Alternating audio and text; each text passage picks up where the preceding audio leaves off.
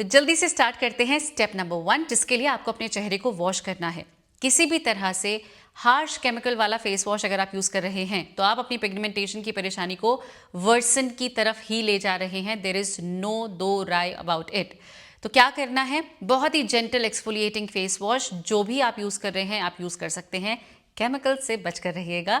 अगर आपके चेहरे पर बहुत सिवियर पिगमेंटेशन है, डिस्कलरेशन है, टैनिंग है, तो आई वुड सजेस्ट कि आप घर पर मौजूद सिंपल इंग्रेडिएंट जैसे कि ओट्स का या फिर सिर्फ बेसन का इस्तेमाल कर सकते हैं। ओट्स को अपने हाथों में लेके हल्का सा पानी से गीला कर लीजिए, एक हल्का सा पेस्ट बना लीजिए, वॉश इट ऑफ जैसे आप अपने नॉर्मल फेस वॉश से साफ करते हैं। ये आपकी त्वचा पर थोड़ा सा चिपकू की तरह बिहेव करता है, चिपक जाता है, which is a good sign, क्योंकि ये चिपकने के बाद सिर्फ not for the sake of चिपकना, ये आपके डर्ट, पोल्यूटेंट्स, चेहरे पर जो भी एक्सेस ऑयल है सबको लेकर हट जाता है। इसके बाद आता है स्टेप नंबर 2, जिसके लिए आपको हमारा सबसे पहला कमाल का इंग्रेडिएंट चाहिए, जो कि है आलू। जी हाँ, पोटैटो में नेचुरली ऐसे कमाल के एंजाइम्स होते हैं जो आपकी स्किन को लाइटन करते हैं, ब्राइटन करते हैं, डिसकलरेशन को एड्रेस करते हैं, और आपकी जो काले रंग की झाइयाँ होती हैं ये धीरे धीरे डार्कर शेड की ओर जाती हैं और उसके बाद गायब हो जाती हैं। पील करके ग्रेट करना है, इसका जूस एक्सट्रैक्ट करना है और कॉटन की मदद से एक बहुत अच्छा कोट अपने चेहरे पर लगाना है। अब आप चाहें तो रिपीटेडली, जैसे एक कोट लगाया, इसको सूखने दिया, फिर दोबारा से लगाया एंड सो ऑन कर सकते हैं, या फिर the best veg use a sheet mask. एक शीट मास्क में पोटैटो जूस में शीट मास्क को डाल के अच्छे से ड्रेंच कर लीजिए and put it all over your face, ताकि प्रोलॉन्ग्ड वो आपके चेहरे पर काम कर सके। पोटैटो जूस आपकी स्किन के लिए इतना अंडररेटेड इंग्रेडिएंट है, I can not put it in words. ये आपके विटामिन सी जितना ही पावरफुल है। हाँ, ये स्टेबल नहीं है, क्योंकि आपको जैसे आप जूस ग्रेट करते हैं उसी समय इसको लगा लेना चाहिए, देर नहीं करनी चाहिए, क्योंकि आपने भी देखा ये ऑक्सीडाइज हो जाता है, कलर चेंज हो जाता है।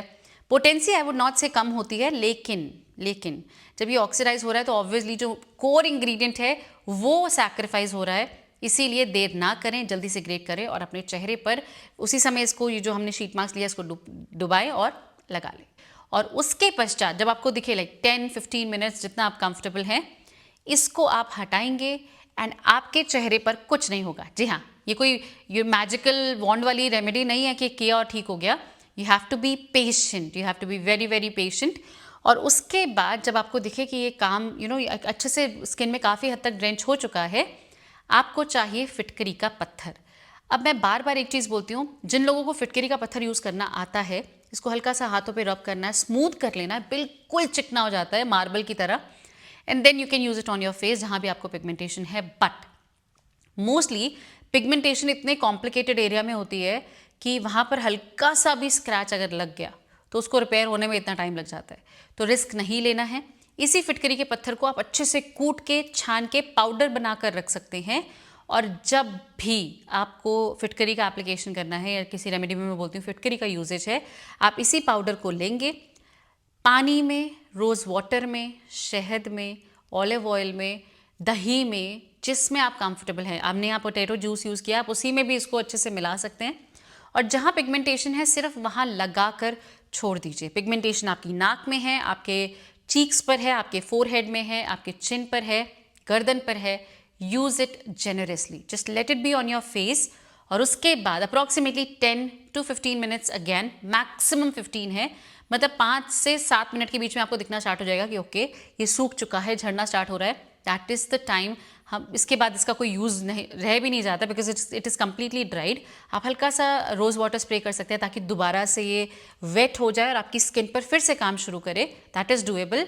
Otherwise 5 to 7 minutes, maximum 15 minutes is perfect. Done is plain water rinse with Luke warm water. Note कर लीजिए, डिफरेंस तब दिखेगा जब आप सचमुच गुनगुना पानी, कुनकुना पानी, जो भी आप बोलते हैं, एक ऐसा पानी जिसमें मतलब गर्म नहीं होना चाहिए, ठंडक मर जानी चाहिए और हल्का सा टुवर्ड्स वार्म होना चाहिए, इसको हम ल्यूक वार्म वाटर कहते हैं। इससे जब आप अपने चेहरे को वॉश करते हैं, यकीन मानिए, I don't know why it is so underrated, ये खुद आपके चेहरे पर प्रॉपरली रिंस करके, पैड ड्राई करके, जब आप अपनी स्किन को एकदम नॉर्मल रूम टेम्परेचर पर ले आएँ।